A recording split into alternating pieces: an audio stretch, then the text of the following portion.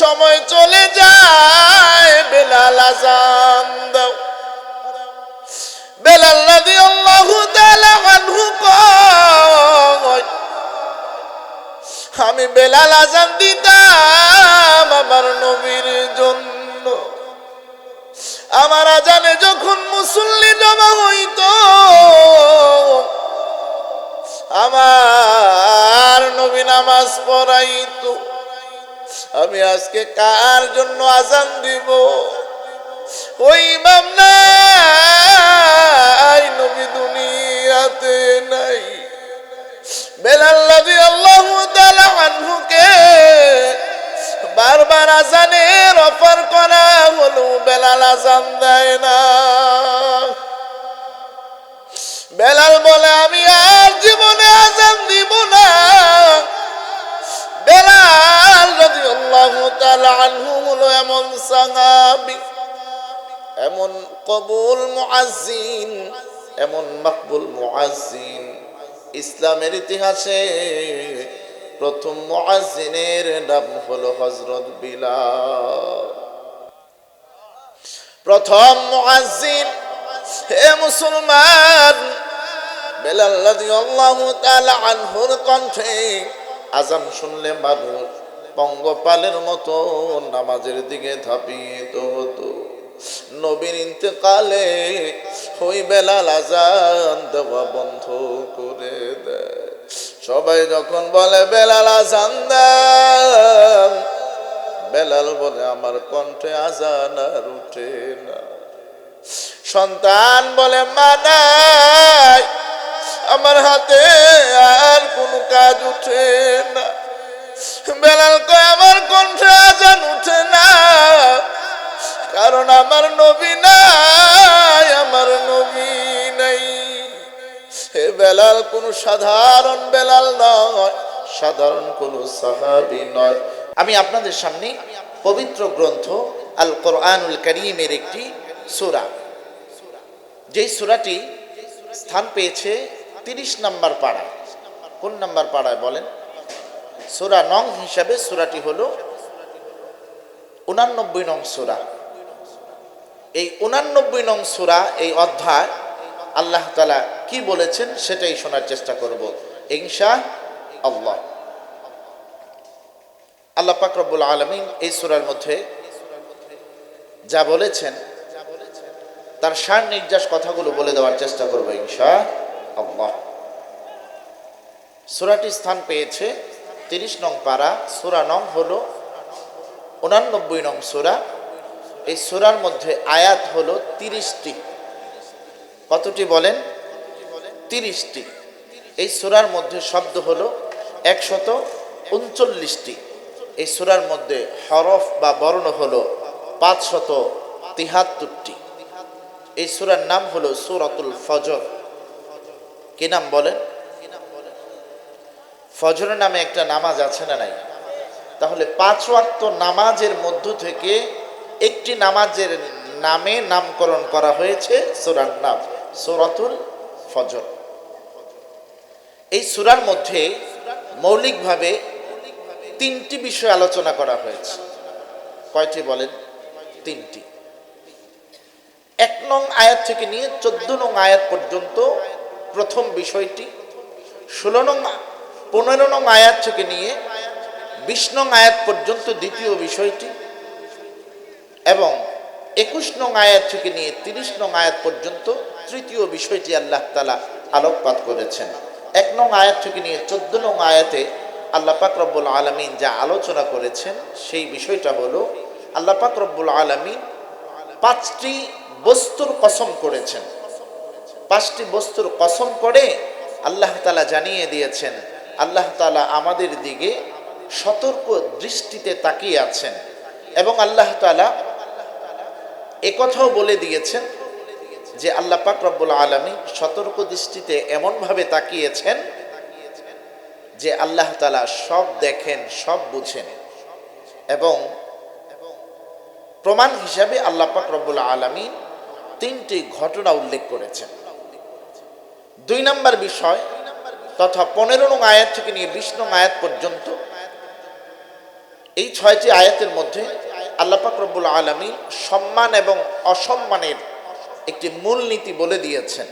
আল্লাহ তাআলা জানিয়ে দিয়েছেন সম্পদ অর্জনের মধ্যে সম্মান নিহিত নয়। সম্মান কিসের মধ্যে নিহিত? আল্লাহ তাআলা বলছেন কাউকে যদি আল্লাহ তাআলা নেক কাজ করার তৌফিক দেন, এই নেক কাজ করার তৌফিক পাওয়াটাই হলো সম্মানের, তৌফিক না পাওয়া হলো অসম্মানের। যারা তৌফিক পায় না এরকম অকৃতজ্ঞ বান্দাদের 4টি গুণের কথা বলে দ্বিতীয় পয়েন্টটি শেষ করা হয়েছে। তৃতীয় পয়েন্ট তথা 21 নং আয়াত থেকে নিয়ে 30 নং আয়াত পর্যন্ত আল্লাহ পাক রব্বুল আলামিন এই সম্মান এবং অসম্মানের চূড়ান্ত ফায়সালাটা কবে হবে এটা জানিয়ে দিয়েছেন এবং বলেছেন এই ফায়সালা হবে আখিরাতে, এবং সেদিন আল্লাহ তাআলা সামনে উপস্থিত হবেন। উপস্থিত হয়ে বান্দার প্রতিফল আল্লাহ তাআলা দিয়ে দিবেন। প্রতিফলটা হতে পারে কারোর জন্য পুরস্কার, কারোর জন্য তিরস্কার। ঠিক না জোরে বলেন? তাহলে মৌলিকভাবে সূরাতুল ফজরের মধ্যে, ফাজরির মধ্যে এই 3টি বিষয় আলোচনা করেছেন। একটি একটি করে আমরা আগাই, দেখি আমরা শেষ পর্যন্ত কয়টিতে যেতে পারি। ঠিক না জোরে বলেন? প্রথমেই আমরা প্রথম বিষয়টা তথা 1 থেকে নিয়ে 14 নং আয়াত পর্যন্ত আলোকপাত করার আশা রাখি। আসুন দেখি আল্লাহ তাআলা কি বলেছেন সূরাতুল ফজরের মধ্যে। আল্লাহ পাক রব্বুল আলামিন প্রথম আয়াতেই বলছেন, আউযু বিল্লাহি মিনাশ শাইতানির রাজীম, বিসমিল্লাহির রাহমানির রাহিম, ওয়াল ফাজর। আল্লাহ তাআলা সূরাতুল ফজরের প্রথম আয়াতে ফজরের কসম করছেন। আল্লাহ তাআলা বলছেন আমি আল্লাহ ফজরের শপথ করলাম, কসম করলাম। আল্লাহ তাআলা 5টি কসম করে বান্দাকে একটি সবক বাতলে দিবেন। এজন্য আল্লাহ তাআলা কসম করেন। আল্লাহর কথা তো সবই সত্য, কসম করে বলার কিছু নাই। তারপর আল্লাহ তাআলা কসম কেন করলেন? মুফাসসিরিন ইকরাম বলেন বান্দাদের একটি আদত হলো কসম করে কোনো কিছু বললে বান্দার বিশ্বাস হয় তাড়াতাড়ি। আপনাকে আপনার বন্ধু বলেছে, রে বন্ধু তুই উল্লাপাড়া বাজারে যাও না, দেখলাম সেখানে গন্ডগোল হচ্ছে, গোলাগুলি হচ্ছে। আপনার বন্ধু বিশ্বাস করে না। আপনি বললেন আল্লাহর কসম করে বললাম এ বন্ধু ওদিক যাইস না, ওদিকে কিন্তু ঠিকই গোলাগুলি হচ্ছে।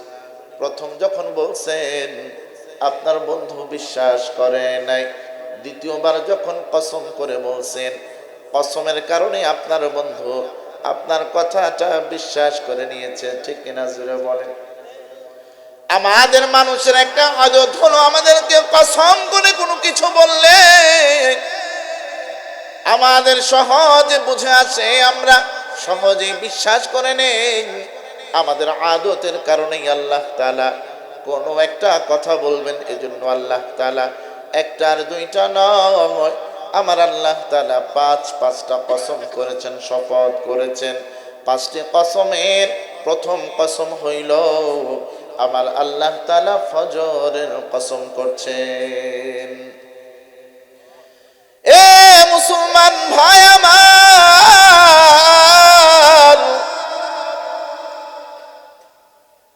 বয়রা বাজারে প্রতিদিন মাহফিল হবে না, সারা বছর মেহনত করে একদিন মাহফিল সাজানো হয়। কত রাত তো আপনি হাতে মেহেদি দিতে দিতে, বিয়ের অনুষ্ঠানের মেহেদি দিতে দিতে রাত কাটাইছেন। কত রাত আপনি মোবাইলে সময় কাটাতে কাটাতে আপনি কাটায় ফেলছেন। ফজরের আজান দিয়েছে, আজকে সারা রাত নয়, রাতের একটি অংশকে ব্যয় করে আমার আল্লাহ লৌহে মাহফুজ থেকে আমাদের জন্য যে চিঠি পাঠাইছে, এই চিঠিটা একটু পাঠ করে শোনানো হবে। আমাদের এই মাহফিলকে গুরুত্ব দিয়ে আল্লাহর চিঠি শ্রবণ করা দরকার আছে না নাই?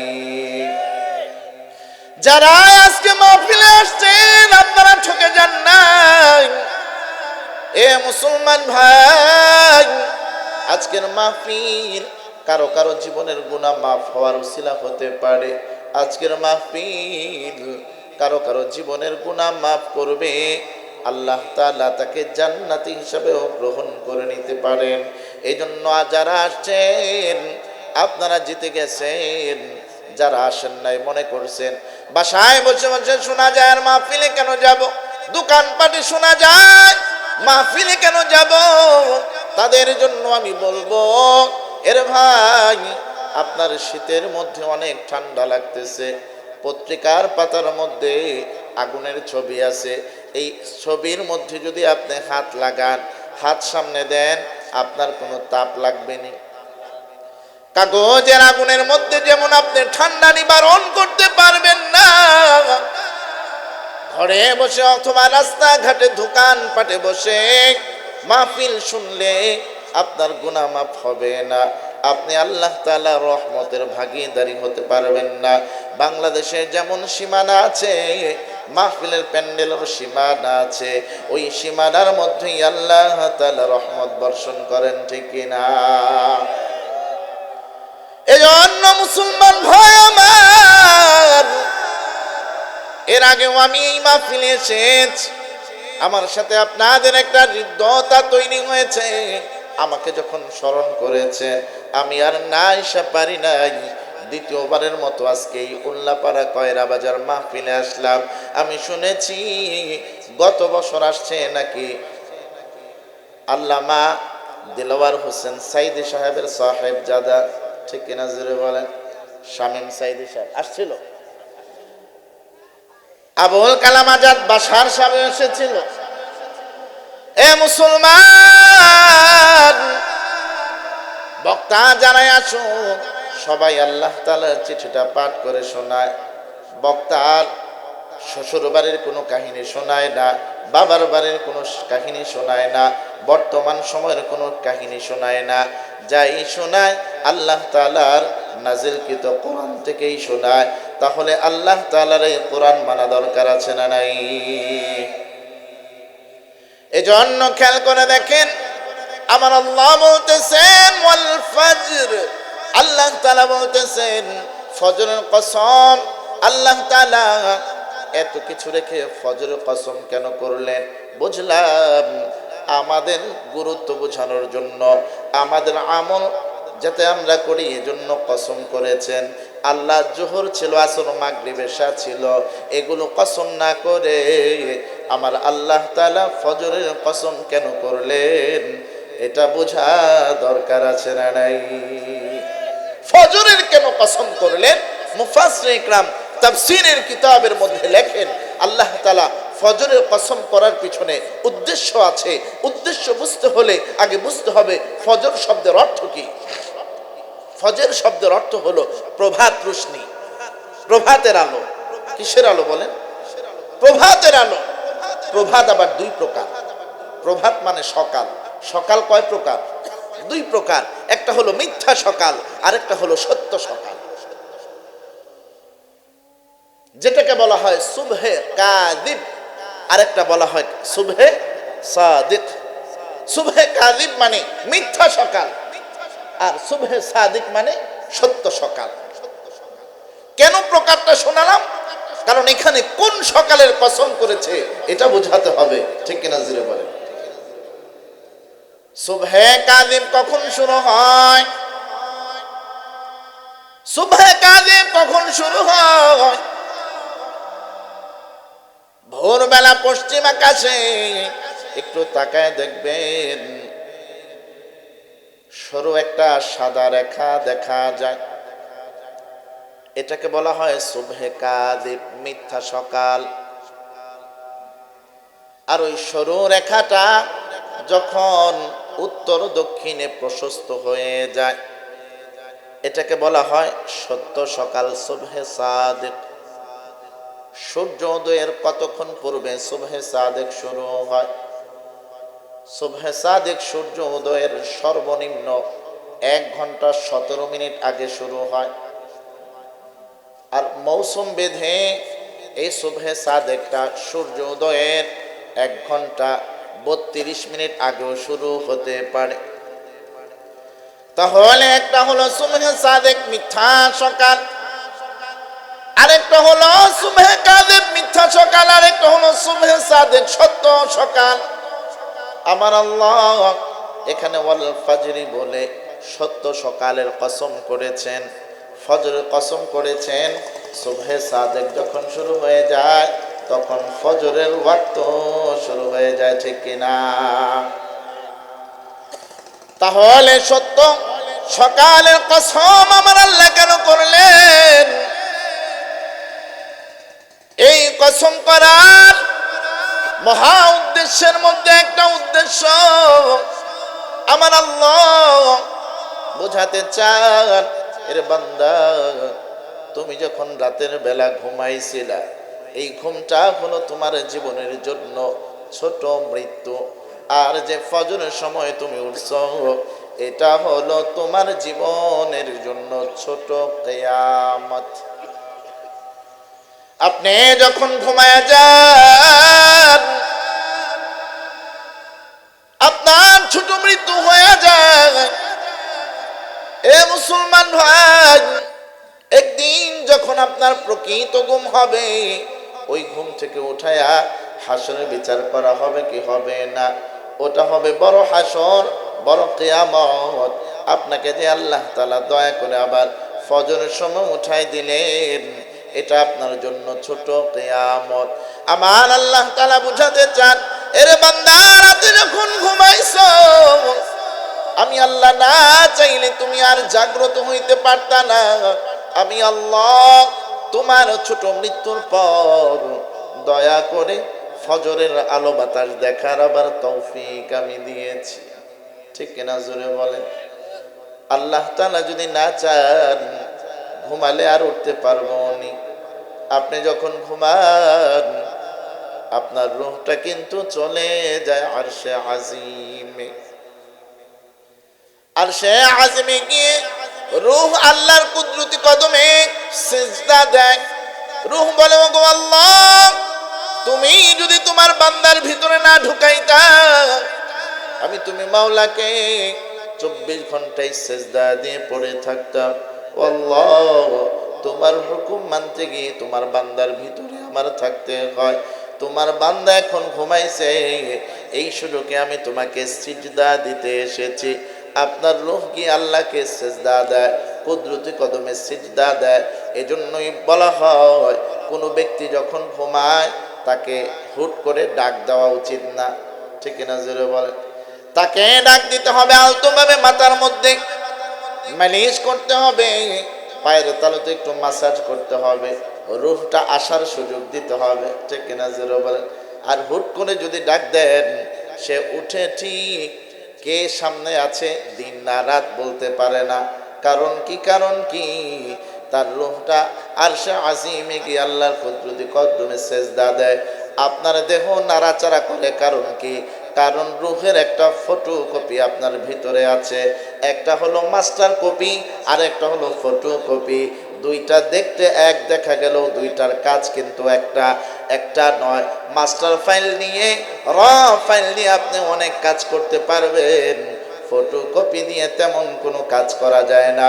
রুহের একটা ফটোকপি আপনার মধ্যে থাকার কারণে আপনি নাড়াচাড়া করতে পারেন, কিন্তু আপনার মাস্টার রূহ, আপনার রূহ, এটা চলে যায় আরশে আজিমে, আল্লাহর কুদরতি কদমে সিজদায় পড়ে থাকে।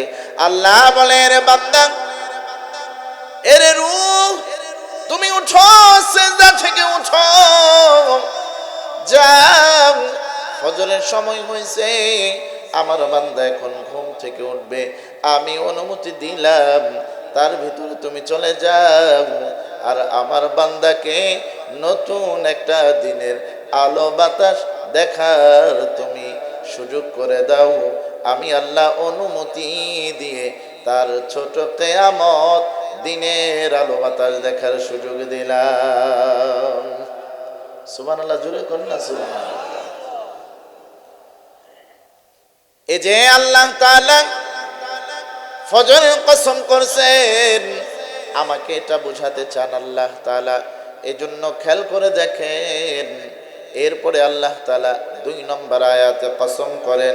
আমার আল্লাহ বলেন ওয়ালায়ালিন আশর, আমার আল্লাহ তাআলা বলেন আমি আল্লাহ তাআলা 10 রাত্রির কসম করলাম।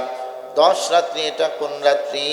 মুফাসসিরিন کرام বলেন 10 রাত্রি হলো জিলহজ মাসের প্রথম 10 রাত।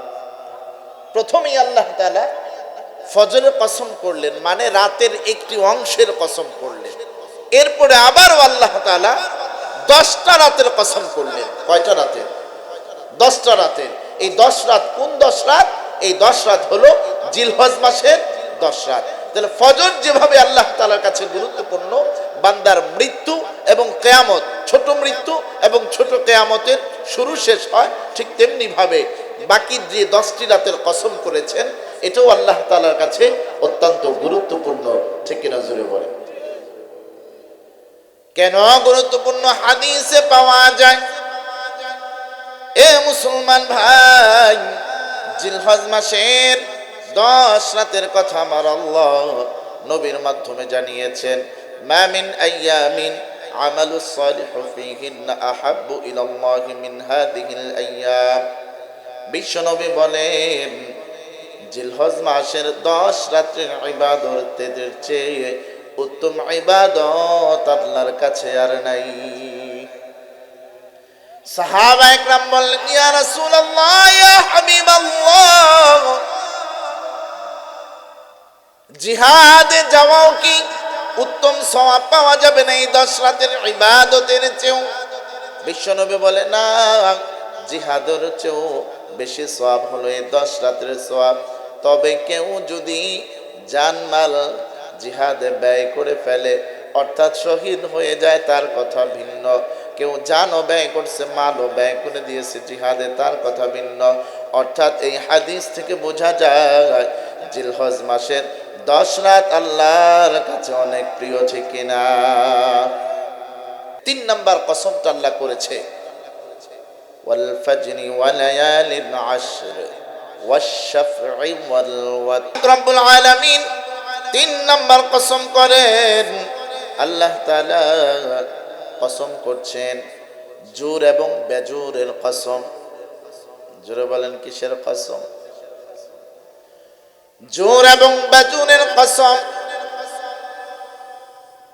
এই আয়াতটার তাফসীর যদি আমি শুরু করি, রাত ফুরাবে, তাফসীর শেষ হবে না। এই আয়াতের মধ্যে এমন কিছু তথ্য আছে, এ মুসলমান, জোর বেজোরের কসম আল্লাহ করেছেন। এখানে হলো গণিত শাস্ত্রের মূল উৎস এখানেই লুকায়িত আছে। সুবহানাল্লাহ পড়ে। গণিত শাস্ত্রের মূল উৎস এখানে কি আছে? লুকায়িত আছে। ওয়াশ-শাফঈ ওয়াল ওয়াতর, জোরেরও কসম করেছেন আল্লাহ, বেজোরেরও কি করেছেন? কসম করেছেন। এখানে বেজোরও আছে, একও আছে, দুইও আছে, ঠিক কিনা জোরে বলেন? জোর বেজোর দ্বারা মূলত জোর বেজোর উদ্দেশ্য নয়, বেজোর দ্বারা উদ্দেশ্য হলো আমার আল্লাহ, কারণ আল্লাহ হলো বেজোর, ঠিক কিনা জোরে বলেন? আর জোর দ্বারা উদ্দেশ্য সমস্ত মানুষগুলো, কারণ সমস্ত মানুষগুলো আল্লাহ তাআলা জোড়ায় জোড়ায় বানাইছে। সমস্ত সৃষ্টি আল্লাহ তাআলা জোড়ায় জোড়ায় বানাইছে, ঠিক কিনা জোরে বলেন? আমার আল্লাহ তাআলা বেজোর, আর সমস্ত সৃষ্টি হলো জোর। খেয়াল করে দেখেন, বেজোরের মধ্যে কিন্তু জোর নাই, জোরের মধ্যে কিন্তু বেজোর নাই, কিন্তু বেজোরের মধ্যে জোর আছে না নাই? খেয়াল করে দেখেন, আমার দিকে তাকান। বেজোর এক, একের মধ্যে অন্য কিছু নাই, কিন্তু আপনি যদি জোর বানাতে চান, এক লাগবে কি লাগবে? জোরে বলেন। আল্লাহ মুফাসসিরিন کرام বলেন আল্লাহ তাআলা এখানে বোঝাতে চান আল্লাহর মধ্যে কেউ নাই, কিন্তু আল্লাহ থেকে সব আছে, ঠিক না? জোরে বলেন। আল্লাহ হলো এক, কিন্তু সমস্ত সৃষ্টির স্রষ্টা হলো আল্লাহ, ঠিক না? জোরে বলেন। এই জন্য আল্লাহ পাক রব্বুল আলামিন বলতেছেন আল্লাহর কসম, এবং আল্লাহর সমস্ত সৃষ্টির কি কসম, আল্লাহ তাআলা ছাড়া আমার কোনো উপায় নাই। ঠিক কিনা জোরে বলেন। এজন্য খেয়াল করে দেখেন, আল্লাহ আমাকে বানাইছেন, কিন্তু আল্লাহকে কেউ বানান নাই। আল্লাহ হলো বেজোর, জোর হলো আমরা সবাই আল্লাহর কাছ থেকে হয়েছি। এ মুসলমান, আল্লাহ হলো এক, অদ্বিতীয়। আল্লাহর সাথে কারো কোনো তুলনা চলবে না। ঠিক কিনা জোরে বলেন। কিন্তু অনেকে বলে থাকেন দুনিয়া নাকি এমনি এমনি হয়েছে, আল্লাহ বলতে কিছু নাই। আছে না নাই জোরে বলেন। আল্লাহ একজন আছে না নাই? কিন্তু নাস্তিকেরা কয় আল্লাহ নাই। এই নাস্তিক নবীর জমানায়ও ছিল, সাহাবীদের জমানায়ও ছিল, এখনো আছে, কিয়ামতের আগেও থাকবে। ঠিক না? এ মুসলমান ভাই আমার, বাগদাদ শহরের মধ্যে এমন এক নাস্তিক ছিল। ওই নাস্তিক শুধু দাবি করত আল্লাহ বলতে কিছু নাই, দুনিয়াটা এমনি এমনি হয়েছে, এমনি এমনি নাকি আবার ধ্বংস হয়ে যাবে। এই ব্যক্তি এমন যুক্তিতর্ক দেখাইতো, তার যুক্তিতর্কের সাথে কেউ পারত না। কিন্তু ওই জমানাটা ছিল ইমাম আজম আবু হানিফা রহমতুল্লাহ আলাইহির জামানা। ইমাম আজম আবু হানিফার কানে একদিন চলে গেছে, ওগো ইমাম আজম, আপনার জমানায় এক নাস্তিক বলে আল্লাহ বলতে কিছু নাই, আল্লাহ বলতে কিছু নাই, পৃথিবী নাকি এমনি এমনি চলে, পৃথিবী পরিচালক নাকি কেউ নাই। ইমাম আজম আবু হানিফাকে বলে দিয়েছে, ওই নাস্তিক বলে দিয়েছেন, তোমাদের না বড় ইমাম আছে, সাহস থাকলে বলো আমার সাথে বহস করার জন্য, আমি প্রমাণ করে দিব আল্লাহ বলতে কেউ নাই। ইমাম আজম আবু হানিফাকে যখন এই প্রস্তাব দেওয়া হয়, ইমাম আজম আবু হানিফা রহমতুল্লাহ আলাইহি প্রস্তাব গ্রহণ করে নিলেন।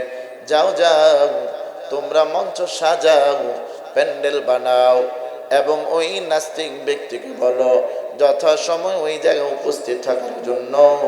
আমি ইমাম আজম তার কাছে উপস্থিত হইয়া তার সাথে এই বিষয়ে বহস করব। এ মুসলমান ভাই আমার, বহসের দিন চলে আসছে। কি কথার উপর বহস? নাস্তিক বলে আল্লাহ বলতে কেউ নাই, ইমাম আজম বলে আল্লাহ অবশ্যই অবশ্যই একজন আছে। এই বিষয়ের উপর বহস।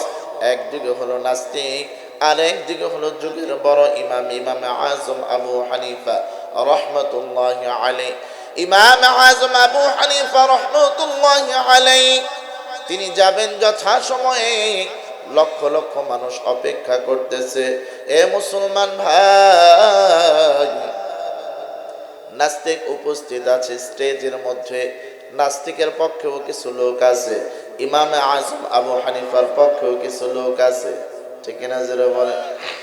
ইমাম আজম আবু হানিফার পক্ষের লোকেরা বারবার শুধু পিছনের দিকে তাকায়, আমাদের ইমাম সাহেব কখন আসবে, এই তুখুর নাস্তিকের সাথে কখন বহাস করে প্রমাণ করে দিবে আল্লাহ বলতে একজন আছে, আল্লাহ ছাড়া পৃথিবী চলতে পারে না।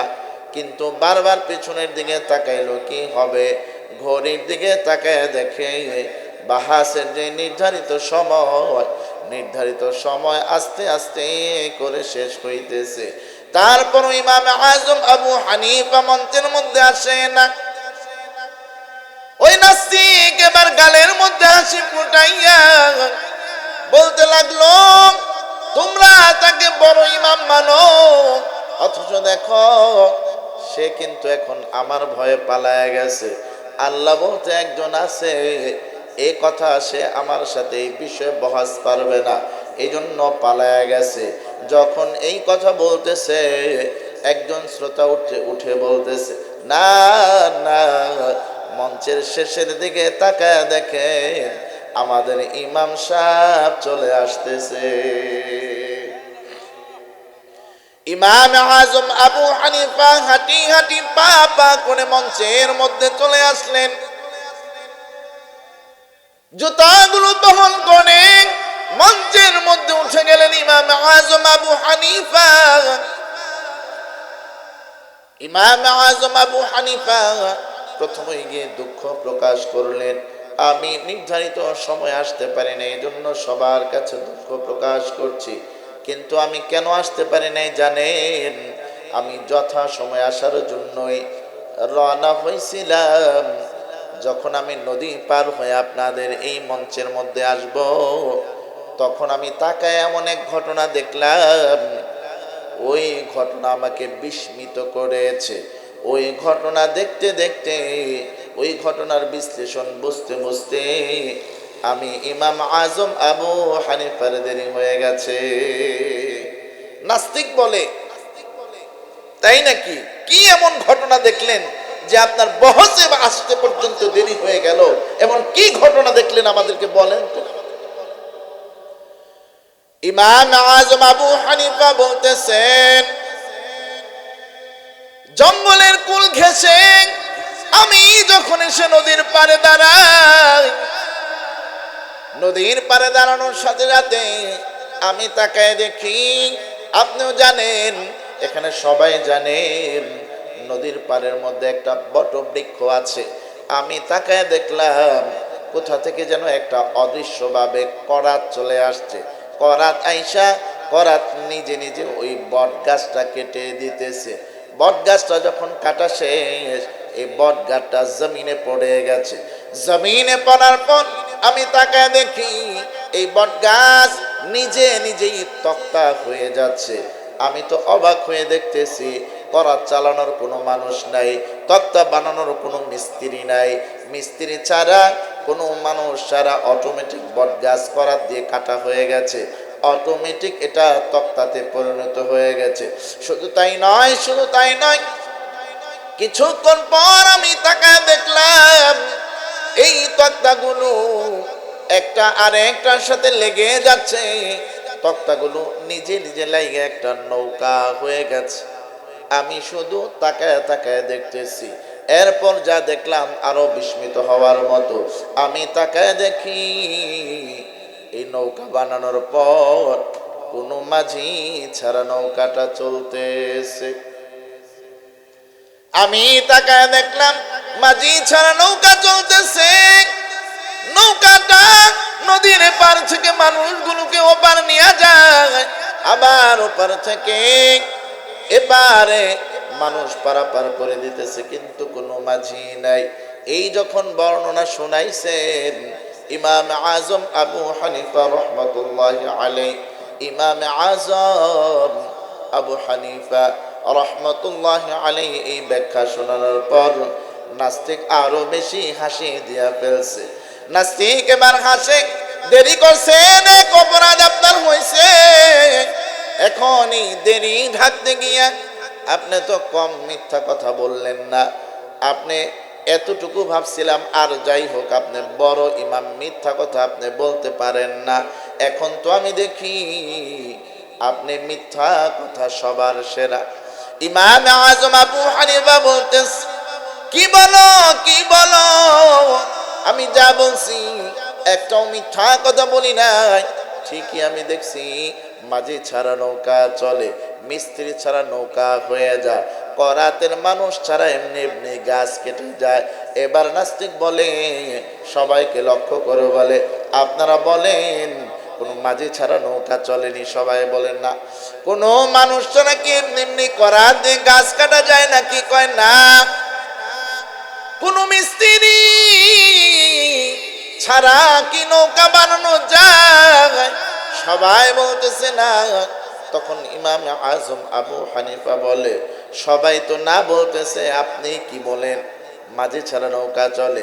নাস্তিক বলে, না, মাঝি ছাড়া নৌকা চলতে পারে না, মিস্ত্রি ছাড়া নৌকা হতে পারে না, মিস্ত্রি ছাড়া তক্তা বানানো যায় না, গাছ কোনো মানুষ ছাড়া কাটা যায় না। তখন ইমাম আজম আবু হানিফা বলেন, সাধারণ একটা নৌকা এটা যদি মাঝি ছাড়া না চালানো যায়, সাধারণ একটা গাছের তক্তা যদি মিস্ত্রি ছাড়া বানানো না যায়, এত বড় পৃথিবী চলতেছে, সূর্য সময় মতো উঠতেছে, চন্দ্র সময় মতো ডুবতেছে, দিন যথা সময় আসতেছে, রাত যথা সময় আসতেছে, এই যে সময় মতো সব কিছু হইতেছে, তুমি কি মনে করো এটার কোনো মাঝি নাই, এটার কোনো পরিচালক নাই? মাঝি ছাড়া যেমন নৌকা চলতে পারে না, পুরো পৃথিবী আল্লাহ ছাড়া চলতে পারে না, ঠিক কিনা? আচ্ছা মানুষ বলো দেখি, রাত্রি কেন কালো?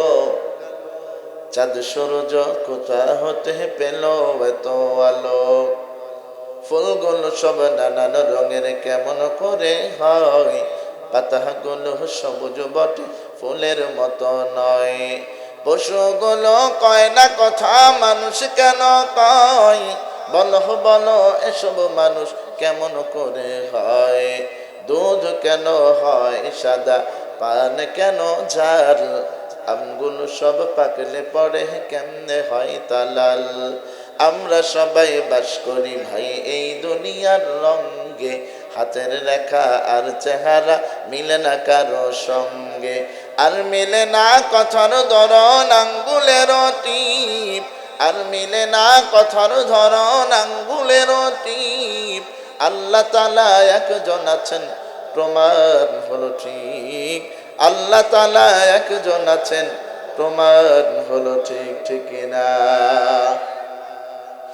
আমার আল্লাহ একজন, আল্লাহ তাআলা, তার মুখাপেক্ষী কেউ নয়।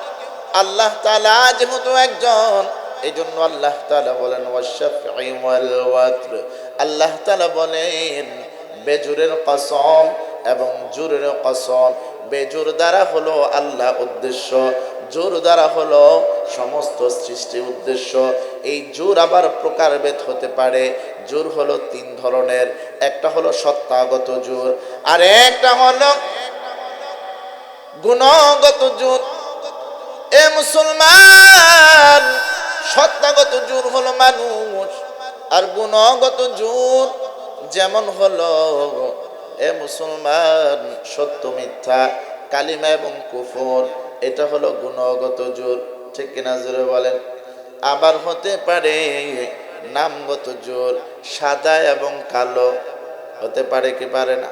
পৃথিবীর সমস্ত কিছু আল্লাহ তাআলা জোড়ায় জোড়ায় বানাইছেন, একমাত্র বেজুর হলো আমার আল্লাহ। এই জন্য এখানে যে যদিও দেখা যায় জোর বেজুরের কসম করেছেন, মূলত আমার আল্লাহ এখানে কসম করেছেন আমার আল্লাহর এবং পৃথিবীর সমস্ত সৃষ্টির, ঠিক কিনা? জোরের কসমটা, জোরের কথা সূরাতুন নাবার ৮ নং আয়াতে পাবেন। ওয়া খালাকনাকুম আজওয়াজা, আল্লাহ জানায় দিয়েছেন আমি আল্লাহ তাআলা সমস্ত প্রাণীগুলো জোড়ায় জোড়ায় বানাইছি। আবার আপনি পাবেন সূরাতুজ জারিয়াতের ৪৯ নং আয়াতে আমার আল্লাহ বলেন ওয়া মিন কুল্লি শাইইন খালাকনা যাওজাইনি লাআল্লাকুম তাযাক্কারুন। আমার আল্লাহ বলেন আমি আল্লাহ তাআলা জোড়ায় জোড়ায় সমস্ত কিছু বানাইছি, কেন জানো? তোমরা যেন উপদেশ লাভ করতে পারো। জোড়ায় জোড়ায় বানানোর উদ্দেশ্য হলো এখান থেকে কি লাভ করা বলেন? উপদেশ লাভ করা। এই জন্য জুর বেজুর থেকে আমাদের উপদেশ লাভ করতে হবে। বেজুর হলো আমার আল্লাহ, কারণ হাদিসে আসছে ইন্নাল্লাহা উইতরুন ইউহিব্বুল উইত্র। আল্লাহ তাআলা নিজেও বেজুর এবং বেজুরকেও আল্লাহ পছন্দ করেন, ঠিক কিনা জুড়ে বলেন? এই জন্য এখান থেকে কি শিক্ষা নিতে হবে খেয়াল করে দেখেন। আল্লাহ পাক রব্বুল আলামিন জুর বানাইছে সমস্ত মানুষকে, আর বেজুর হলো আল্লাহ। তাহলে এখান থেকে আমাদের প্রধান শিক্ষা হলো ঈমানের শিক্ষা, কারণ সমস্ত জুরের মধ্যে বেজুর আছে কিন্তু বেজুরের মধ্যে কোনো জুর নাই। তাহলে বোঝা গেল আল্লাহ হলো একজন, অদ্বিতীয়। আল্লাহ ছাড়া অন্য কারো ইবাদত কোনো বান্দা করতে পারে না, ঠিক কিনা জুরে বলেন? এক দিয়ে আপনি 11 বানাতে পারবেন কি পারবেন না? 12 বানাতে পারবেন কি পারবেন না? 11-র মধ্যেও এক আছে, 12-র মধ্যেও কত আছে? এক আছে। 13-র মধ্যেও কি এক আছে? সমস্ত কিছুর মধ্যে আল্লাহ আছে, কিন্তু আল্লাহর মধ্যে অন্য কেউ নেই। কিন্তু আল্লাহর সাথে শিরিক করনেওয়ালা বান্দা আছে না নাই জোরে কর। এই জন্য আমাদের এই আয়াত থেকে উপদেশ নিতে হবে। আমরা রেখে দিলাম 3 নং আয়াত, আসুন চলে যাই আমরা 4 নং আয়াতে। আল্লাহ পাক রব্বুল আলামিন বলতেছেন ওয়াল্লাইলি ইযা ইয়াসর, কসম রাত্রি যখন তা অতিক্রম হতে থাকে। খেয়াল করে দেখেন এখানে আল্লাহ তাআলা রাতের কসম কয়বার করছে। প্রথমে ফজরের কসম, এই ফজরটাও রাতের একটি অংশ কিনা বলেন। এরপরে আল্লাহ তাআলা কসম করলেন কি 10 রাতের, সেখানেও রাতের কসম আছে না নাই। এরপরে আল্লাহ পাক রব্বুল আলামিন 4 নং আয়াতেও কসম করছেন ওয়াল্লাইলি ইযা ইয়াসর, এমন একটা রাতের কসম যা চলতে থাকে। কি করতে থাকে? চলতে থাকে। খেয়াল করে দেখেন সারা দিন শুধু দিন ছিল, এই দিনের আলোটাকে ঢেকে আমার আল্লাহ রাত বানাই দিয়েছেন, ঠিক কিনা জোরে বলেন। রাতের কিছু গুণ আছে, একটা হলো প্রথম রাত, আরেকটা হলো মধ্যরাত, গভীর, এবং গভীরের পর যখন রাত সামনে আগাইতে থাকে আস্তে আস্তে দিন হতে থাকে, ঠিক কিনা জোরে বলেন। আল্লাহ তাআলা প্রথমেই ফজরের কসম মানে প্রভাত রোশনির কসম, আর এখানে আল্লাহ পাক রব্বুল আলামিন কসম করেছেন এমন রাত্রে যে রাতটা চলমান, যে রাতটা কি চলমান। ভিন্ন আয়াতে আল্লাহ পাক রব্বুল আলামিন রাত সম্পর্কে কি বলেন, চমৎকার কথা আল্লাহ তাআলা জানিয়ে দিচ্ছেন ভিন্ন আয়াতে। আল্লাহ তাআলা বলতেছেন কুল আরাইতুম ইন জাআলাল্লাহু আলাইকুম সারমাদান ইলা ইয়াউমিল কিয়ামাতি মান ইলাহুন গায়রুল্লাহ। আমার আল্লাহ জানায় দেন আমি আল্লাহ তাআলা যদি রাতকে দীর্ঘায়িত করে দেয় এমন কেউ নাই, ওই রাত দুর্বিকরণ করে দিন দিবে। এ মুসলমান ভাই আমার, এমন একটা রাত পৃথিবীতে এসেছিল যেই রাত ফুরায় না, যেই রাত ফুরায় না। রাত রাতের জায়গায় ঠিকই আছে, কিন্তু সাহাবীদের জন্য রাত ফুরায় না। এমন একটা রাত ইতিহাসের মধ্যে এসেছিল। সেটা কোন রাত? সেটা হলো আমার আপনার নবী দুনিয়া থেকে যেদিন বিদায় নিয়েছে, আমার আপনার নবী যেদিন মারা গিয়েছে, ইন্তেকাল করেছে, ওই রাতটা ফুরায় না, ওই রাত ফুরায় না। নবীকে হারাইয়া সাহাবীরা কান্দে, নবীকে হারাইয়া তার বিবিরা কান্দে। হে মুসলমান ভাই আমার, নবীকে হারাইয়া যারা কান্দে তাদের মধ্যে হলো একজন বেলাল রাদিয়াল্লাহু তাআলা আনহু। বেলাল রাদিয়াল্লাহু তাআলা আনহু কান্দে। বেলাল রাদিয়াল্লাহু তাআলা আনহুকে বলা হয় রে বেলাল, আজানের সময় চলে যায়, বেলাল আজান দাও। বেলাল রাদিয়াল্লাহু তাআলা আনহু কয় আমি বেলাল আজান দিতাম আমার নবীর জন্য। আমার আজানে যখন মুসল্লি জমা হইত, আমার নবী নামাজ পড়াইতো, আমি আজকে কার জন্য আজান দিব? ওই ইমাম নাই, নবী দুনিয়াতে নাই। বেলাল রাদিয়াল্লাহু তাআলা আনহুকে বারবার আজানের অফার করা হলো, বেলাল আজান দেয় না। বেলাল বলে আমি আর জীবনে আজান দিব না। বেলাল রাদিয়াল্লাহু তাআলা আনহু হলো এমন সাহাবী, এমন কবুল মুআজ্জিন, এমন মাকবুল মুআজ্জিন। ইসলামের ইতিহাসে প্রথম মুআজ্জিনের নাম হলো হযরত বিলাল। প্রথম মুআজ্জিন। হে মুসলমান, বেলাল রাদিয়াল্লাহু তাআলা আনহুর কণ্ঠে আজান শুনলে মানুষ পঙ্গপালের মতো নামাজের দিকে ধাবিত হতো। নবীর ইন্তেকালে ওই বেলাল আজান দেওয়া বন্ধ করে দেয়। সবাই যখন বলে বেলাল আজান দেন, বেলাল বলে আমার কণ্ঠে আজান আর উঠে না।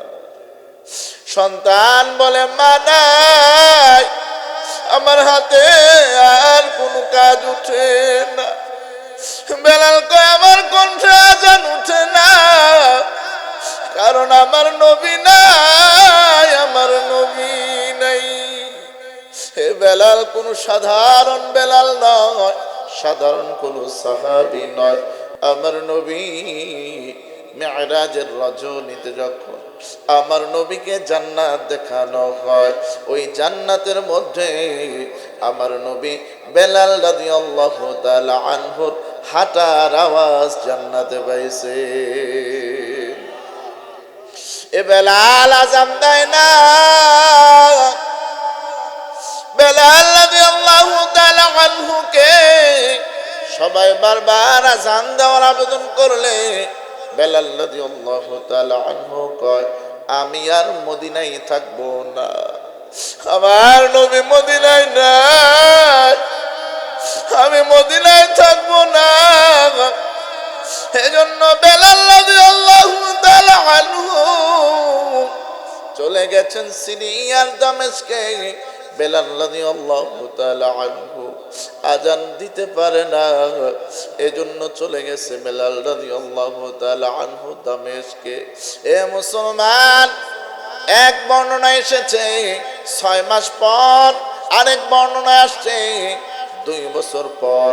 কোন একজন বলছে এর বেলাল তুমি আজান দাও।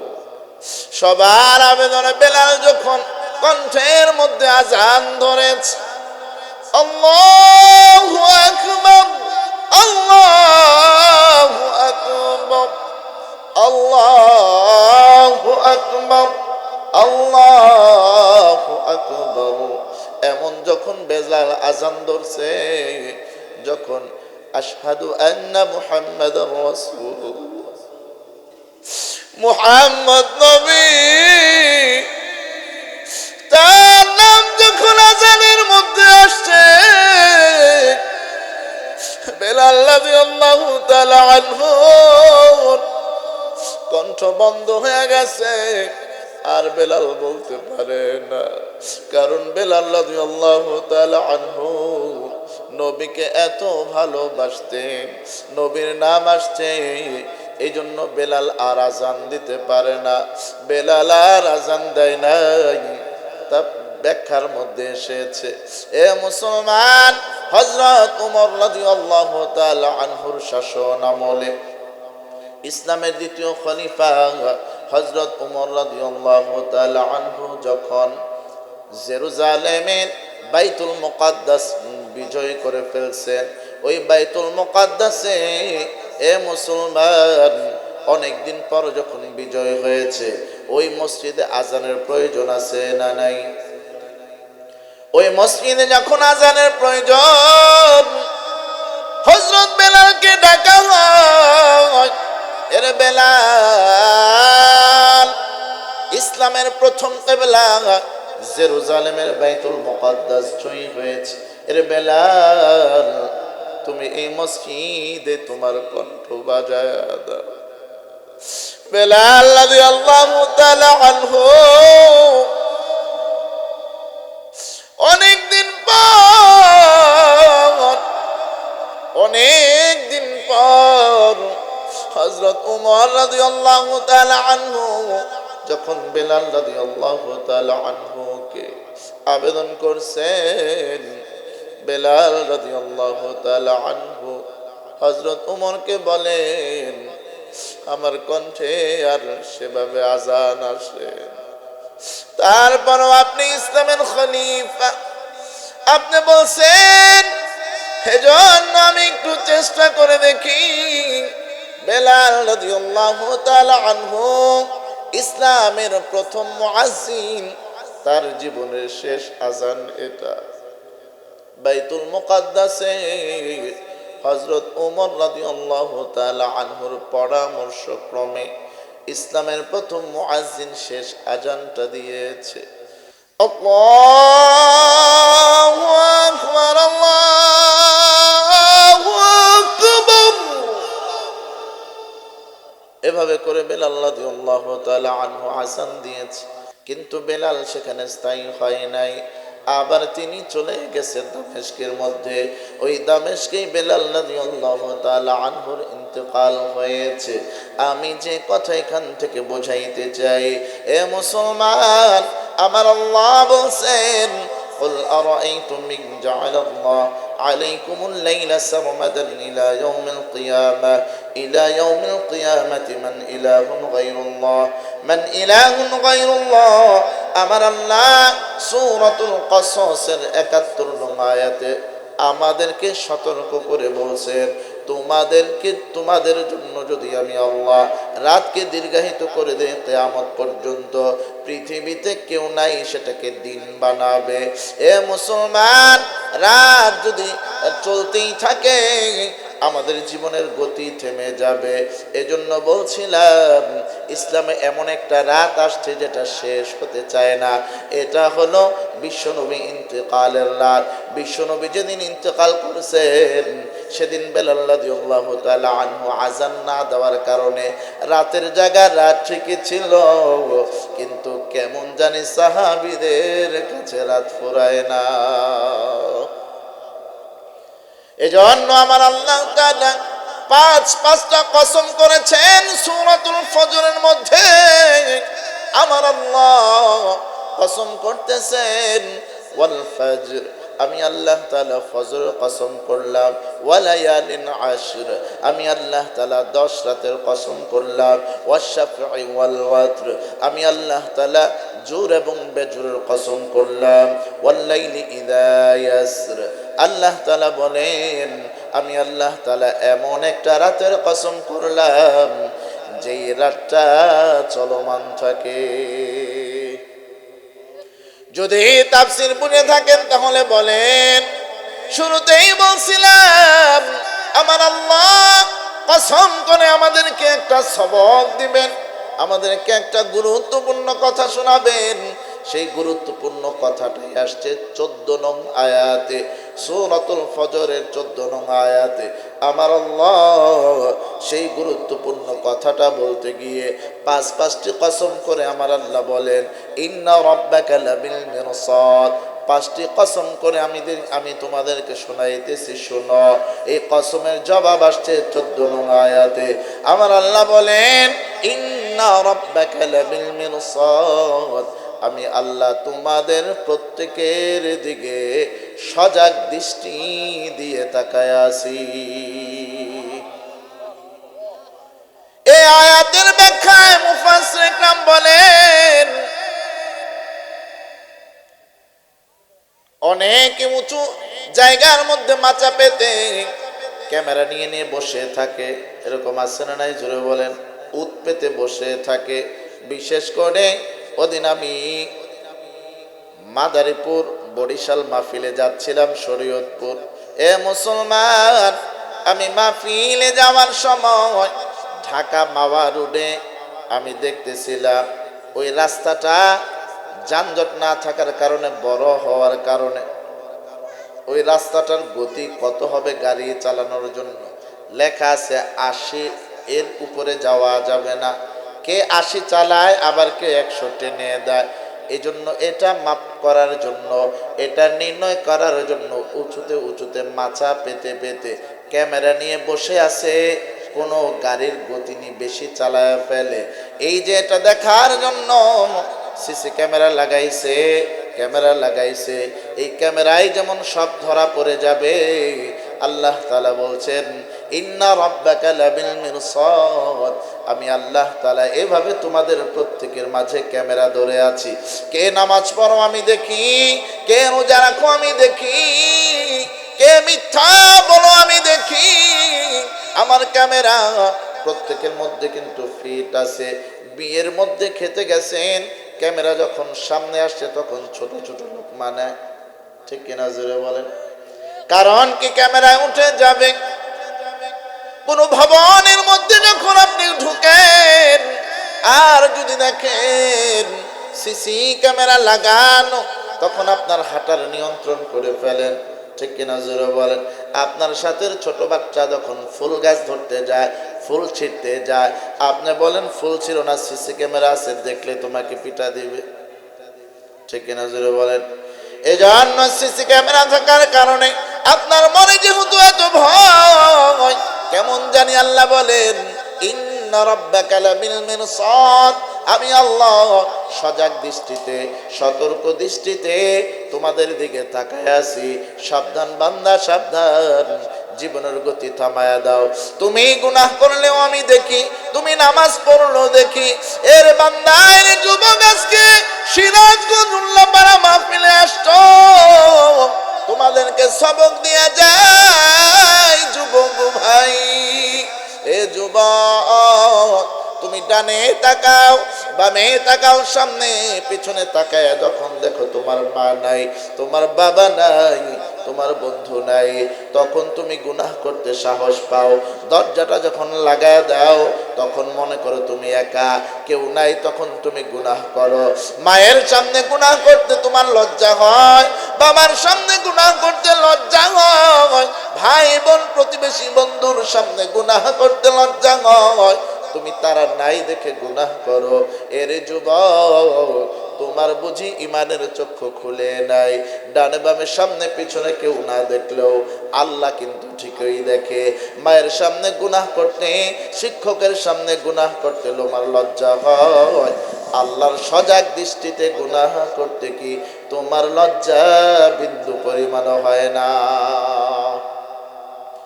এজন্য মুসলমান ভাই তাকায় দেখেন, এজন্য একজন আল্লাহর ওলি, একজন পীর সাহেব, তিনি যখন বয়স বেড়ে গেছেন মুসলমান, এজন্য তিনি ভাবলেন আমার খেলাফত আমার মুরিদদের মধ্যে কারো কাছে আমি দিয়ে যাব। এজন্য তিনি পরীক্ষা করার জন্য তিনজন মুরিদ ডাকলেন পীর সাহেব। তিনজন মুরিদ ডাইকা পীর সাহেব তিনজনের হাতে একটা মোরগ ধরাইয়া দিলেন। একটা মোরগ ধরাইয়া তিনজনকে বললেন, যাও এটা জবাই করে নিয়ে আসো। তবে সাবধান সাবধান, তুমি যে জবাই করবা, এই জবাইটা যেন কেউ দেখতে না পারে, গোপনে গোপনে এই মোরগটা জবাই করে নিয়ে আসবা। এ মুসলমান, এই মোরগ যখন দিয়েছে তিন মুরিদকে, পীর সাহেব হুজুর, এই মুরিদ চলে গেছে জঙ্গলের মধ্যে, কেউ যেন না দেখে। গভীর জঙ্গলের মধ্যে গিয়ে মোরগ কিন্তু ঠিকই জবাই করেছে। আরেকজন চলে গেছে তার ঘরের মধ্যে, দরজা আটকাইয়া জালানা দরজার পর্দাগুলো সেটে দিয়ে টেনে দিয়ে তিনিও মুরগি জবাই করে ফেলছেন। এ মুসলমান, এই দুইজন মুরগি জবাই করছেন, আরেকজন কিন্তু মুরগি জবাই না করে, মোরগ জবাই না করে পীর সাহেব হুজুরের কাছে আসছে। এবার পীর সাহেব হুজুর বলতেছে, এই মুরিদ, তুমি যে মোরগ জবাই করছো কেউ দেখছেনি? বলতেছে, হযরত, আমি গভীর জঙ্গলে মোরগ জবাই করছি, কেউ দেখে নাই। আরেকজনকে বলছেন, তুমি যে জবাই করছো কেউ দেখছেনি?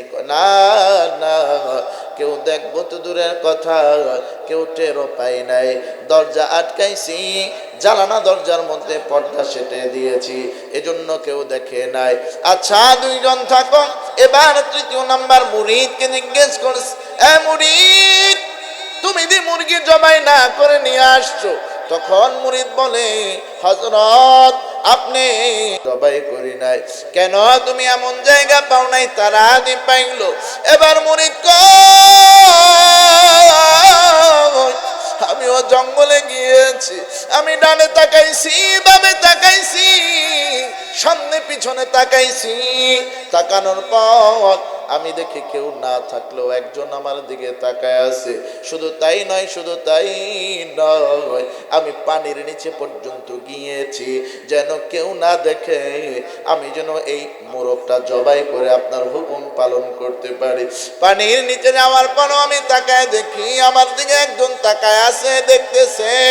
আমি ঘরের মধ্যে দরজা আটকাইছি, স্ত্রী সন্তান সন্ততি বের করে দিয়েছি, তারপরও আমি তাকায় দেখি আমার দিকে একজন তাকায় আছে, এই জন্য আমি জবাই করতে পারি নাই। পীর সাহেব হুজুর কয়, তোমার দিকে পানির নিচে কে তাকায় ছিল, তোমার দিকে জঙ্গলের মধ্যে কে তাকায় ছিল, ঘরের দরজা বন্ধ করার পর তোমার দিকে কে তাকায় ছিল। এবার মুরিদ বলতেছেন, আমি যেই জায়গায় যাই না কেন আমি তাকায় দেখি আমার মালিক আল্লাহ আমার দিকে তাকায় আছে। এজন্য আমি জবাই করতে পারি না। এজন্য আল্লাহ তাআলা 5টা কসম করে সূরাতুল ফজরের 14 নং আয়াতে বলেন, ইন্না রাব্বাকা লাবিল মিরসাদ, আমি আল্লাহ তাআলা কিন্তু তোমাদের দিকে তাকায় আছি। এরে যুবক, শীতের দিনে কম্বলের নিচে গিয়েও যদি তুই মোবাইলে গুনাহ করো, এটাও আমার আল্লাহ দেখে। পানির নিচেও যদি গুনাহ করো, আমার আল্লাহ দেখে। যতই তুমি সেফটি করো না কেন, আমার আল্লাহ আসমান থেকে তোমার দিকে তাকায় আছে। তুমি মা বাবার সামনে গুনাহ করতে তোমার লজ্জা হয়, আমার রবের সামনে কি তোমার গুনাহ করতে লজ্জা হয় না? এই জন্য আজকে সিরাজগঞ্জ উল্লাপাড়ার মাহফিল থেকে একটা শিক্ষা, আমরা গুনাহ করব না, কারণ আমার মা বাবা শিক্ষক না দেখলেও আল্লাহ দেখে। ঠিক কিনা জোরে বলেন? এজন্য আল্লাহ দেখে, এই কথা যদি মনের মধ্যে ফিট করতে পারি, এই কথা ফিট করাটাই আমাকে গুনাহ থেকে দূরে রাখাবে। এই জন্য আমার আল্লাহ 5টা কসম করে বলে, এ বান্দা আমি তাকায় আছি, গুনাহ করো না।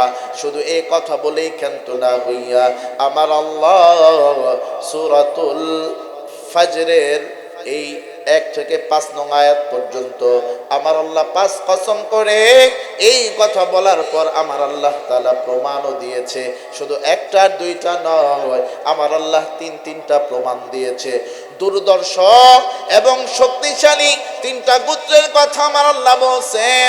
আমার আল্লাহ আদ জাতির কথা বলছেন, আমার আল্লাহ সামুদ জাতির কথা বলছেন, আমার আল্লাহ তাআলা ফেরাউনের কথাও বলছে। আদ সামুদ ফেরাউনের কথা বইলে আল্লাহ তাআলা কি বুঝাতে চান? আল্লাহ এই কথা বুঝাতে চান, তোমার দিকে যেমনি ভাবে তাকায় আছি আমি আদ জাতির দিকেও তেমনি ভাবে তাকায় ছিলাম, সামুদ জাতির দিকেও তেমনি ভাবে তাকায় ছিলাম, ফেরাউনের দিকেও তেমনি ভাবে তাকায় ছিলাম। আমি তাকায় তাকায় দেখি তারা আমার খায়, আমার পরে আমার জমিনে দাঁড়ায় রয়েছে, আমার আসমানের নিচে এসে আছে, কিন্তু আমার সাথে না ফরমানি করে। আমি ছাড় দিয়েছিলাম তারা যেন তওবা করে ভালো হয়, কিন্তু তারা তওবা করে ভালো না হইয়া বরঞ্চ তারা সীমা লঙ্ঘন করলো। এ মুসলমান, আদ জাতি সামুদ জাতি, আদ জাতির সময় হুদ নবীকে আল্লাহ পাঠাইছেন, সামুদ জাতির সময় আমার আল্লাহ সালেহ নবীকে পাঠাইছেন, ফেরাউনের সময় আমার আল্লাহ তাআলা মূসা নবীকে পাঠাইছে। হুদ নবী বলেন, সালেহ নবী বলেন, মূসা নবী বলেন, তার গোত্রের সবাইকে আল্লাহর দিকে ডাকছেন, তাওহীদের দিকে ডাকছেন, কিন্তু তারা আল্লাহর কথা মানে নাই, তাওহীদের কথা মানে নাই। এজন্য আমার আল্লাহ জানান, তাদের দিকে তাকাইয়া সবকিছু যখন আমার কাছে প্রমাণ হয়েছে, তখন আমি আল্লাহ তাদেরকে কিন্তু ধ্বংস করে দিয়েছি। এজন্য সেই উদাহরণটাই না, আমাদেরকে আল্লাহ ধ্বংস করতে চান না, তাদের উদাহরণটাই না, তাদের এই আযাবের ভয়ঙ্কর আযাবের কথা শোনাইয়া আমাদেরকে পরিবর্তন হওয়ার সুযোগ দিয়েছেন।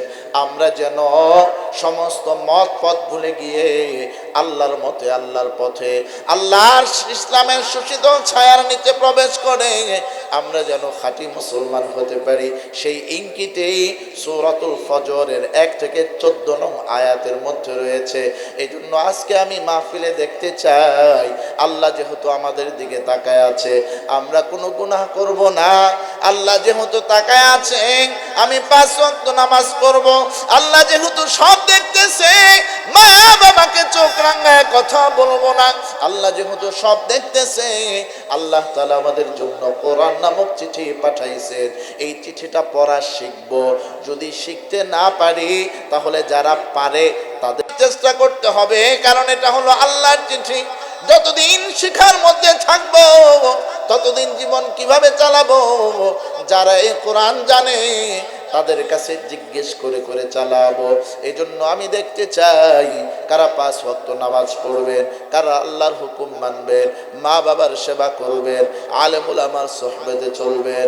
এ মুসলমান, দিলটা যদি ভালো হয়, আমি দেখতে চাই আজকে সূরাতুল ফাজরের 3টা পয়েন্ট বলেছিলাম, 3টা সম্ভব নয়, একটা পয়েন্ট বললাম। 1 থেকে 14 নং আয়াত পর্যন্ত মৌলিক একটা বিষয়, 15 নং আয়াত থেকে 20 নং আয়াত পর্যন্ত আরেকটা বিষয়, 21 নং আয়াত থেকে 30 নং আয়াত পর্যন্ত আরেকটা বিষয়। 3টা বিষয়ের বললাম একটা আকলকে ইশারা, গ্রামের ভাষায় বলে ব্যাককলকে ধাক্কা। ব্যাককলকে বারবার ধাক্কা দিলেও বুঝে না, যারা আকলমান তারা কিন্তু ইশারা দিলেই বোঝা যায়। এজন্য সবক বেশি নয়, আগেই প্রথম সবক মানবো, এরপরে আল্লাহ যদি অন্য বছর তৌফিক দেন তাহলে আপনাদের মাঝে উপস্থিত হয়ে বাকি সবকগুলো বলার চেষ্টা করব। সাইদি সাহেবের সন্তান আমার আগে গত বছর আলোচনা করে গেছে, আবুল বাশার আজাদ সাহেব আলোচনা করে গেছেন, আবুল কালাম আজাদ বাশার। যত বড় বক্তাই আলোচনা করুক না কেন, আমি যদি নিজে পরিবর্তন না হতে চাই, কেউ আমাকে পরিবর্তন করতে পারবে না। এই জন্য পরিবর্তনের নিয়তটা নিজেরই রাখা লাগবে। নিয়ত যদি আমি করি তাহলে আল্লাহ মদদ দান করবে। এই জন্য আজকে ফজর থেকেই নামাজ ধরবো, কোরআন শিখব, এমন নিয়ত কারা কারা করতে পারে? 2 হাত উঁচু করে আল্লাহকে দেখায়। ও আল্লাহ, ও আল্লাহ, একটু তাকায় দেখেন কয়রা বাজার কেন্দ্রীয় শাহী মসজিদের মাহফিলে, ও আল্লাহ, 1তম আর 2তম নয়, 35তম মাহফিলে। আল্লাহ, 35তম মাহফিলে আমি গুনাহগার ইয়াসিন আকরাম নবী নগরী সূরাতুল ফজরের 14 নং আয়াত পর্যন্ত সংক্ষিপ্ত তাফসীর করেছি। এই তাফসীর শুনে তাদের মন সায় দিয়েছে, আল্লাহ তাকায় আছে, এজন্য কোনো গুনাহ করা যাবে না, গুনাহ করবে না, কোরআন শিখবে, 5 ওয়াক্ত নামাজ পড়বে, মা বাবার সেবা করবে, এমন নিয়ত করেছে রে আল্লাহ। নিয়ত পুরা করার তৌফিক তুমি দান করে দাও। এ মুসলমান ভাই আমার, এখনই আমি মুনাজাত করব। আল্লাহুম্মা আমিন। রব্বানা যালামনা আনফুসানা ওয়া ইন লাম তাগফির লানা ওয়া তারহামনা লানাকুনান্না মিনাল খাসিরিন। ربنا آتنا في الدنيا حسنة وفي الآخرة حسنة وقنا عذاب النار। ফিরিয়ে না দিও আল্লাহ, ফিরিয়ে না দিও, গুনাহ যত করেছি ক্ষমা করে নিও। বান্দা আছে বান্দিগি নাই, শেষ করেছি জিন্দগি, আখিরাতে পাপী বান্দার উপায় হবে কি? আল্লাহ, একটু তাকায় দেখেন রে আল্লাহ, বয়রা বাজারের অবস্থা কি? আয় আল্লাহ, গভীর রজনী পর্যন্ত আপনার বান্দা একজন উঠে যায় না। আয় আল্লাহ, আমি জানি আকর্ষণ আমার নয়, কোরআনের পাগল হইয়া রাত 1টা পর্যন্ত বসে আছে রে আল্লাহ। দুনিয়ার কোন মালিকের দরবারে যদি এইভাবে বসে থাকতো, আর 3 ঘন্টা পর যদি মালিকের কাছে কিছু চাইতো, মালিক হয়তো ফিরে দিত না রে আল্লাহ। তুমি তো মালিকদের মালিক, তুমি তো রাজাদের রাজা, তুমি রাজাদের রাজা। 3 ঘন্টার উপরে সময় বসে বুক ভরা আশা নিয়েছি, তুমি মাওলা আমাদের জীবনের গুনাহ মাফ করবা। আল্লাহ, জীবনের গুনাহ মাফ চাইলে আয় আল্লাহ, মা বানাই নাই, বাবা বানাই নাই, তারপরে ওই মায়ের সামনে বাবার সামনে কোন সন্তান যদি আগুন পড়ে যায়, মা বলে পাড়ার মহিলারা ছেড়ে দাও, আমার সন্তানকে আমি আগুনে ঝাঁপ দিয়ে হলেও বাঁচাও। রাজশাহীতে কয়েকদিন আগে 2 বছরের শিশু যখন সাজিদ আল্লাহ পাইপের মধ্যে চলে গেছে, মা বলছে ছেড়ে দাও। ফায়ার সার্ভিসের লোকেরা তোমরা তাড়াতাড়ি করো না কেন, দাও আমাকে নামায়া দাও, আমি মা পাখি হইয়া ওরাল দিয়ে সন্তানকে নিয়ে আসবো। ও আল্লাহ, মা বানাই নাই, বাবা বানাই নাই, শুধু জন্ম দিয়েছে, পেটে ধরেছে, লালন পালন করেছে। এই জন্য যদি মা বাবার অন্তরে সন্তানের জন্য এত দয়া মা হয়, তুমি যে আল্লাহ বানাইছো সেই আল্লাহর সামনে যদি জাহান্নামে জ্বলি, তোমার কি দয়া হবে? আদলক রিয়া মানুষ আল্লাহ বানাইয়া কেমনে দিহিবা জাহান্নামে ফেলিয়া, কেমনে দিবা জাহান্নামে ফেলিয়া। তুমি যদি মাফ না করো আল্লাহ বান্দারে,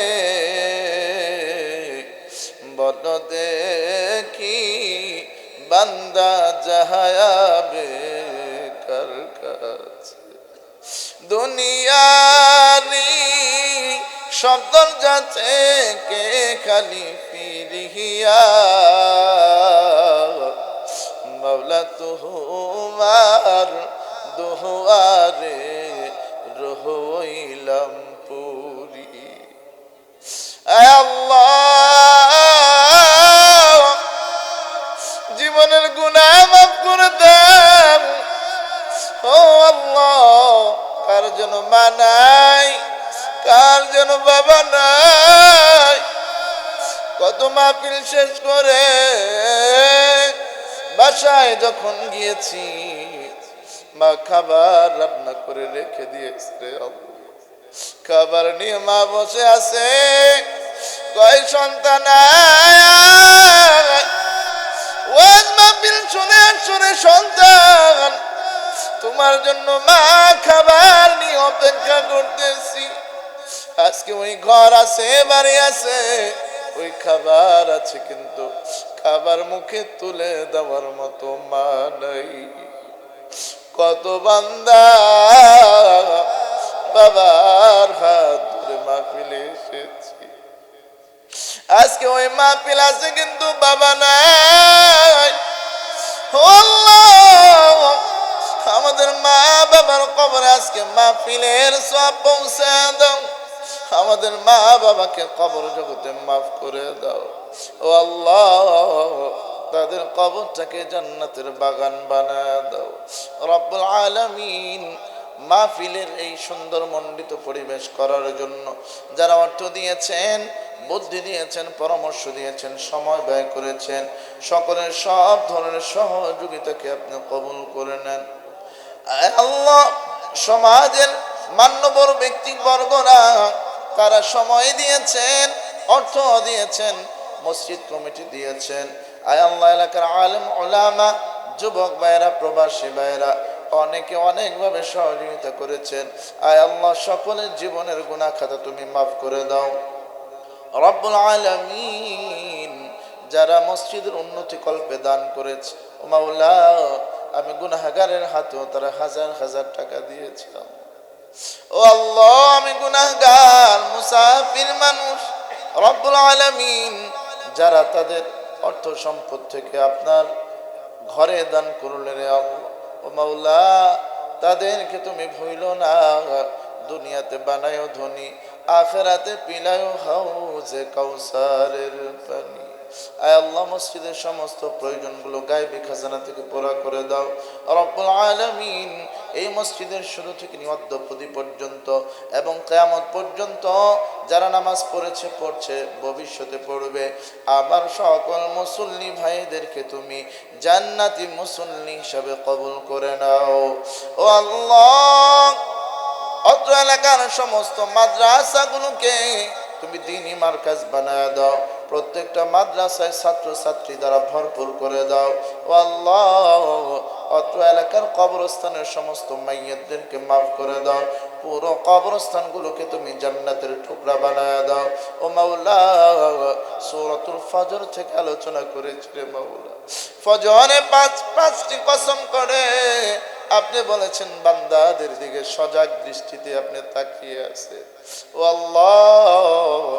আপনার সামনে নামাজটা কাজা করতে বড় লজ্জা হয়, আপনার সামনে গুনাহ করতে লজ্জা হয় ও আল্লাহ। আপনি তাকায় আছেন, এই কথা অন্তরে ফিট খাওয়াইয়া সমস্ত গুনাহ থেকে বেঁচে থাকার তৌফিক দান করে দেন রব্বুল আলামিন।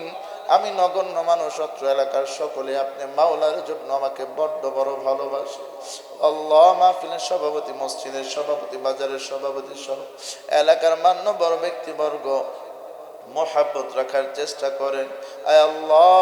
যারা আলেমদেরকে আপনি মাওলার জন্য ভালোবাসে, তাদের সিনাকে আপনি ইলম দ্বারা ভরপুর করে দেন। আজকের মাহফিলকে কবুল করে নেন। এই মাহফিল যেন কিয়ামত পর্যন্ত হতে পারে, কিয়ামত পর্যন্ত এই মাহফিলকে আপনি জারি রাখিয়েন রে আল্লাহ রব্বুল আলামিন। আজকের মাহফিল যেন এলাকার যুবকদের হেদায়েতের উসিলা হয়, আপনি সেইভাবে কবুল করে নেন রব্বুল আলামিন। রাত বিরাতে আমরা কোরআনের দাওয়াত নিয়ে বাংলাদেশের বিভিন্ন অঞ্চলে থাকি রে আল্লাহ। নিরাপত্তার সাথে কোরআনের দাওয়াতগুলো সব জায়গায় পৌঁছে দেওয়ার তৌফিক দিয়ে দে ও আল্লাহ। মুনায় শেষ করার পূর্বে বিশেষ একটা ফরিয়াদ রে আল্লাহ। কাফের বেঈমান হইয়া নবীকে দেখছে, আর আমরা সেই নবীকে মেনে মাথায় টুপি উঠাইছি, যেই নবীকে মেনে মেনে প্রত্যেকটা কদম ফেলি রে আল্লাহ।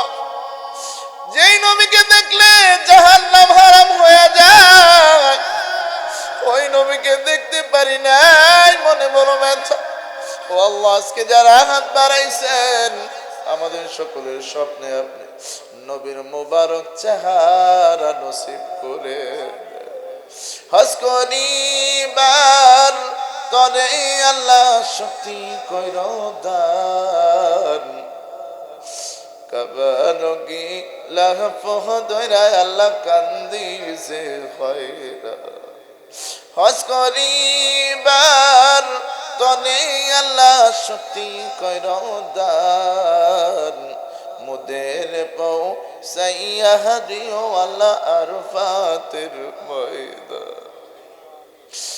আল্লাহ আজকে যারা হাত বাড়াইছেন মাওলা আল্লাহ, আমাদেরকে ইহরামের কাপড় না পরাইয়া কাপড়ের কাপড় পরাইও না রে আল্লাহ। নবীর রওজার মাটি গায়ে না লাগাইয়া কবরের মাটি লাগাইও না রে আল্লাহ।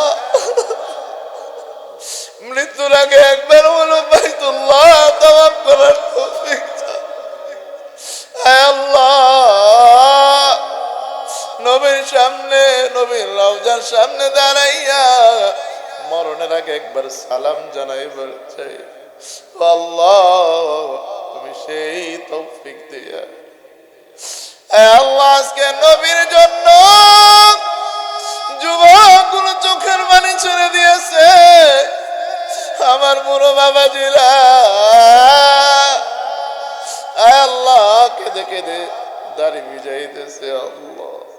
আল্লাহ আলেম ওলামা উম্মতের দরবারে কান্দে, শিশু বাচ্চারা পর্যন্ত কেঁদে দিয়েছে আল্লাহ। আমাদের কান্না তুমি ফিরায় দিও না আল্লাহ। নবীর মুবারক চেহারা দেখে যেন জাহান্নামের আগুন মাফ করাতে পারি। আমাদের সকলের স্বপ্নে নবীর মুবারক চেহারা তুমি দান করে দাও। আল্লাহ আমাদেরকে জাহান্নাম থেকে মুক্তি দান করে দাও। জান্নাতীদের লিস্টের মধ্যে আমাদের নামকে তুমি শামিল করে নাও। ও আল্লাহ, একটা বান্দা উঠে নাই, রাত যত গভীর হয়েছে তত শ্রোতা বেড়েছে।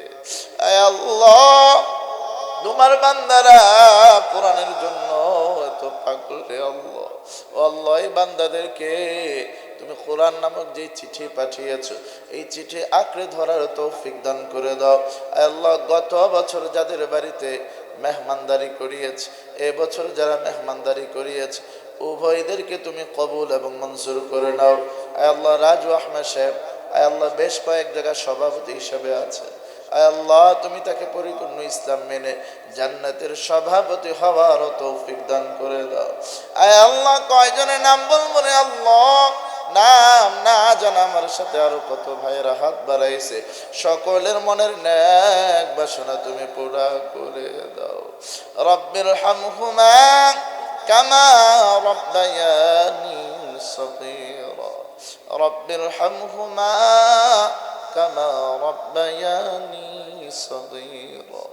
मिटा दो अपना हस्ती को अगर कुछ मर्तबा चाहो, के दाना खाक में मिलकर गुले गुलजार होता है। अल्लाहुम्मा जअलनी फी आइनी सगीरा व फी अयुनिन नासी कबीरा। ऐ अल्लाह, মরণ তো একদিন হবেই হবে রে আল্লাহ। যেদিন মরণ হবে তুমি আমাদের জবান থেকে জারি করে দিও মধুর কালিমা লা ইলাহা ইল্লাল্লাহু মুহাম্মাদুর রাসূলুল্লাহ।